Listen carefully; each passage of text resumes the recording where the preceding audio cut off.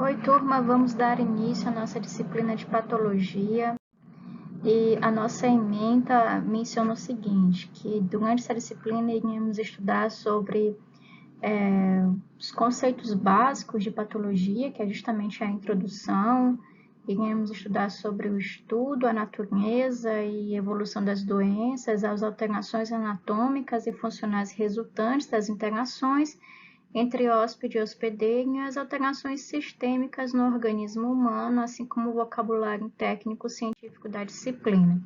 Bom, esse aqui é o nosso conteúdo programático.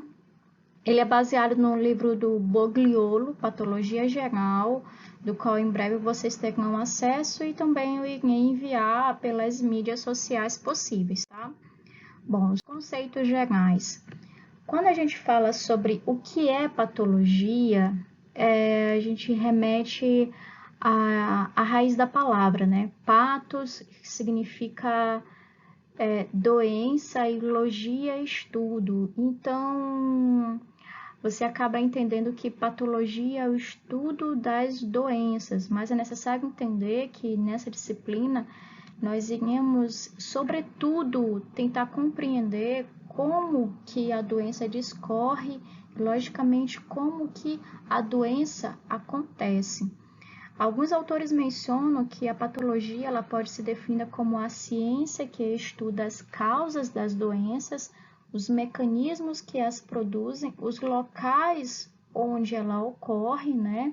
E as alterações moleculares, morfológicas e funcionais que apresentam. Partindo um pouco aqui para a história, antes de Cristo, as doenças eram diagnosticadas pelo desequilíbrio do fluido vital.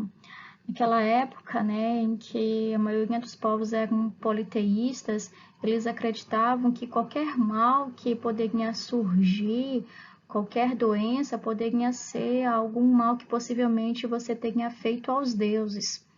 Então, no século XV ao século XVI, com o avanço da fisiologia, foi possível entender as alterações anormais do corpo, de modo que quando eu fazia comparativos, naquela época em que as pessoas elas faziam dissecação, né, dos corpos, quando eles faziam comparativos anatômicos, né, eles observavam que se a disposição dos órgãos ela estava diferente, assim também como a fisiologia desse determinado órgão era diferente, então, logicamente, eles deveriam entender que aquela alteração anormal do corpo poderia ser resultante de uma doença.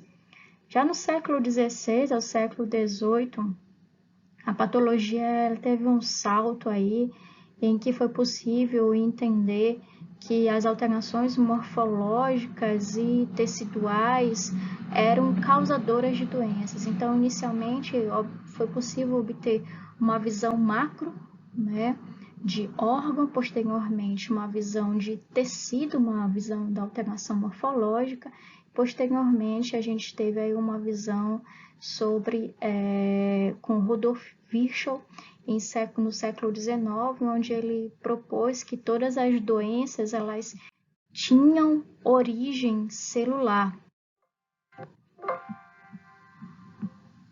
Bom, a patologia ela pode ser subdividida em dois tipos. Nós temos a patologia geral, em que ela estuda as alterações patológicas que ocorrem nas células, então esse será o nosso foco, né? E a patologia especial, que estuda as alterações patológicas que ocorrem em tecidos e órgãos específicos. É necessário ressaltar, gente, que o patologista é aquele que vai identificar uma determinada doença. Por exemplo, fulano for fazer uma biópsia. Então, quando o fulano faz uma biópsia, quem vai identificar o material que tem naquela biópsia, quem vai poder laudar aquela biópsia é um médico patologista. Mas para a gente poder entender, já que a gente está comentando que a patologia, o estudo das doenças, é necessário a gente entender primeiro sobre o que é saúde, né? Segundo a Organização Mundial de Saúde, a saúde ela é definida como o completo estado de bem-estar físico, mental e social, e não somente a ausência dessa determinada doença. De modo que saúde não é apenas a ausência da doença, a saúde ela está interligada com o bem-estar físico, com o bem-estar mental e com o bem-estar social. Logo, para a patologia, a saúde ela tem também o seguinte conceito. Vocês podem observar aqui que a saúde ela pode ser subdividida em saúde subjetiva e saúde objetiva, em que a saúde é um estado de adaptação do organismo ao ambiente físico, psíquico ou social em que vive, de modo que o indivíduo se sente bem. Nesse caso, é a saúde subjetiva. Lembro que tem no conceito anterior que a saúde ela está interligada com o bem-estar físico, social, né? Então, nós temos aí a saúde subjetiva, em que não apresenta sinais ou alterações orgânicas, que é a saúde objetiva. Já a doença, a gente está falando sobre saúde, né? Mas então, o que é doença? A doença é um estado de falta de adaptação ao ambiente físico, psíquico ou social no qual o indivíduo se sente mal. E que se sentir mal é justamente tem alguns sintomas e ou apresenta alterações orgânicas evidenciáveis objetivamente, que são, no caso, os sinais clínicos. Além disso, é necessário ressaltar que a presença de doença é a quebra da homeostasia.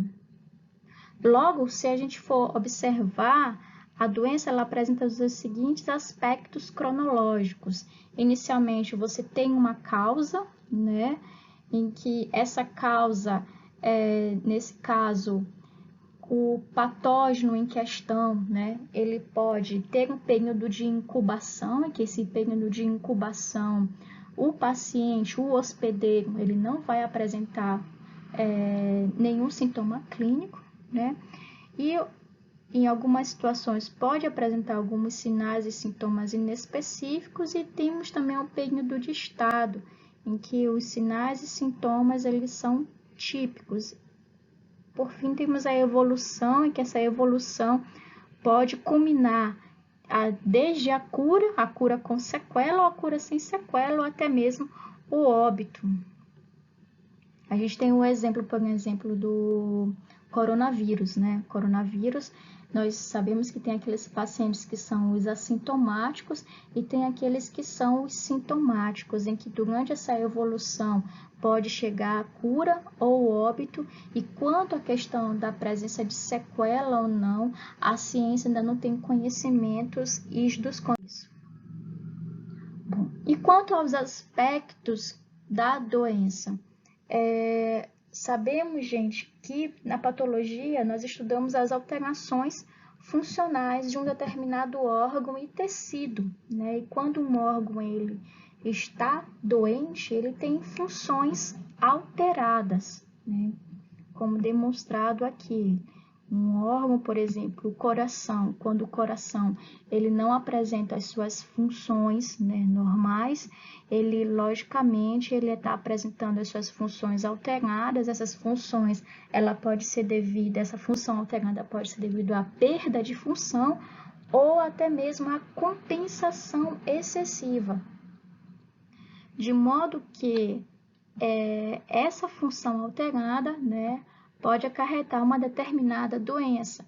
Então, a patologia, ela visa, nesse caso, em entender o que causou essa alteração, quais os eventos ocorreram e quais as alterações morfológicas para acontecer essa doença e quais foram as consequências disto.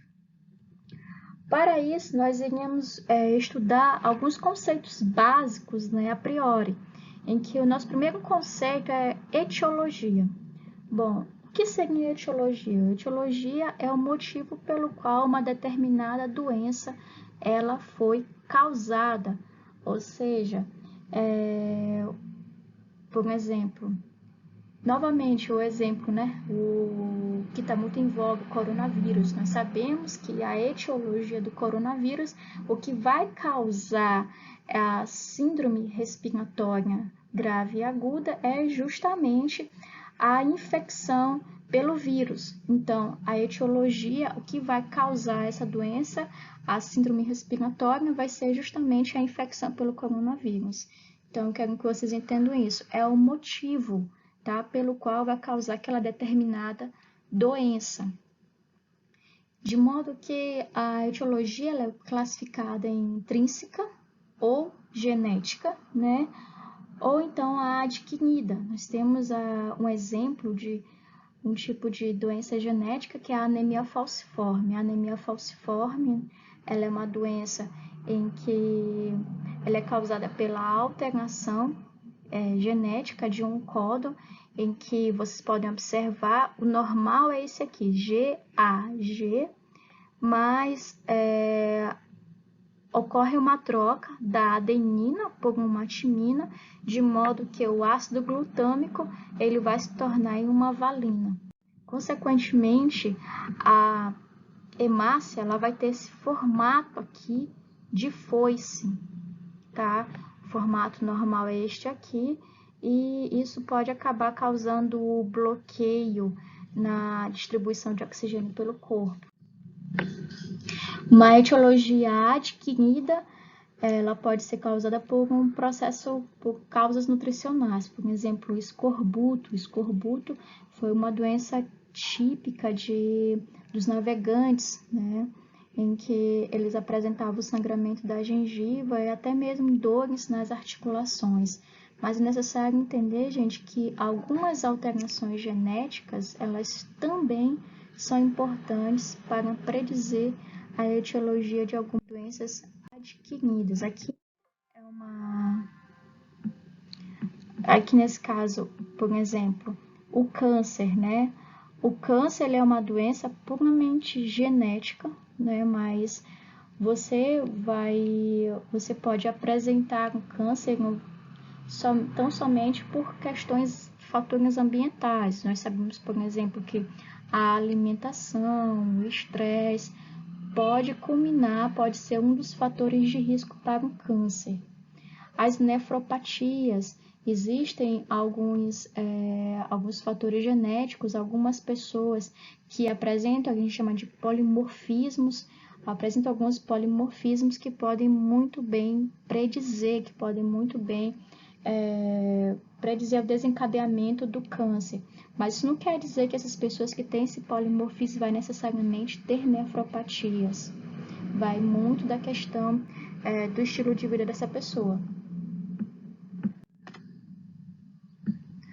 Um outro conceito é a patogenia, que é a sequência de eventos que ocorrem em resposta do organismo ao agente etiológico. Nós temos como exemplo a tuberculose.